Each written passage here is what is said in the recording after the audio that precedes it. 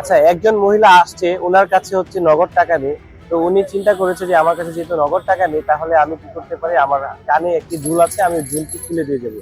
তো উনি নিজে হাতে দুলটি খুলে আমাদের এই এই বৈষম্যবিরোধী ছাত্র আন্দোলনের গণত্রাণ সংগ্রহ কর্মসূচিতে জমা দিয়ে দিয়েছে। এই যে সনদ আপনারা নিলেন, এই সনদ আপনারা কিভাবে এটা বন্টন করবেন বা এটা আচ্ছা, এই স্বর্ণটা আমরা নিয়েছি, ওই স্বর্ণটা হয়তো বা আমরা কোনো কোনো একটা স্বর্ণের দোকানে বিক্রি করবো, বিক্রি করে যে টাকাটা পাবো, ওই টাকাটা আমাদের এই ফান্ডে জমা হয়ে যাবে। ওটার সাথে অ্যাড হয়ে আমরা একটা অ্যামাউন্ট ঘোষণা করব। আপনারা জানেন যে ফেনী, নোয়াখালী, লক্ষ্মীপুর এলাকাতে কিছু কিছু দুর্গম জায়গা আছে, ওই জায়গাগুলোতে আমাদের টিম যাওয়ার জন্য আপ্রাণ চেষ্টা চালাচ্ছে, কিন্তু যেখানে মানুষ যেতে পারছে না, সেখানে কিন্তু কোনো মানুষের যাওয়া পসিবল না। তো সেই সব দুর্গম এলাকায় যাওয়ার জন্য আমাদের যে ভলেন্টিয়ার টিমগুলো আছে, সবাই হচ্ছে আপ্রাণ চেষ্টা করছে যাওয়ার জন্য। তো পানি যেহেতু কমে আসতেছে, তো আমরা আশা করতেছি অল্প কিছুক্ষণ সময়ের মধ্যেই আমাদের ত্রাণের যে ট্রাক বা আমাদের ত্রাণের যে বোট পৌঁছে যাবে। যে টাকা উঠেছে, ওই টাকা দিয়ে আমরা আমাদের সর্বোচ্চটা দিয়ে চেষ্টা করবো মানুষের পাশে দাঁড়ানোর জন্য। যেমন আমাদের যে ত্রাণ উঠেছে, ওই ত্রাণগুলো আমরা প্যাকেট করে মানুষের মধ্যে দিয়ে দিচ্ছি।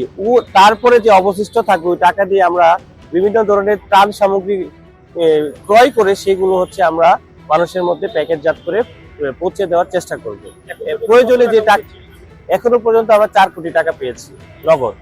কিন্তু সন্ধ্যার পরে হয়তোবা আমাদের যে অ্যামাউন্ট আসছে, পুরা যে টাকাটা উঠেছে, সেটার উপর একটা ব্রিফ আসতে পারে আমাদের সমন্বয় টিমের মাধ্যমে, সেটা আসতে পারে। এখনো পর্যন্ত আমাদের এখানে অ্যাপ্রক্সিমেটলি 4 কোটি টাকা মানে টোটাল এসে জমা পড়েছে। গতকালকে আমাদের এখানে পড়েছে হচ্ছে 2,48,00,000 টাকার মতো। আমরা সরি, আমি একটু দেখি কি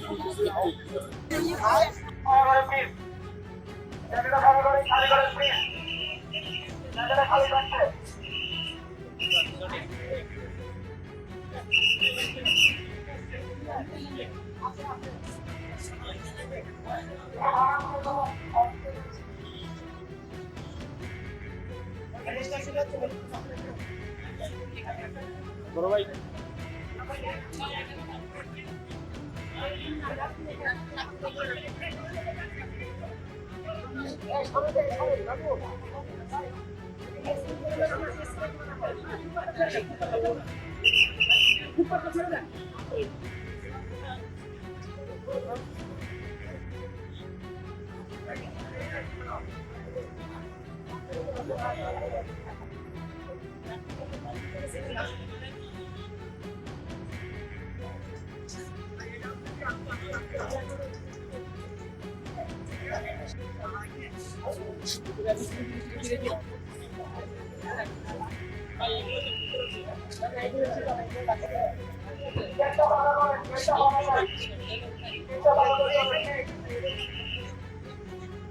প্যাকেট করো।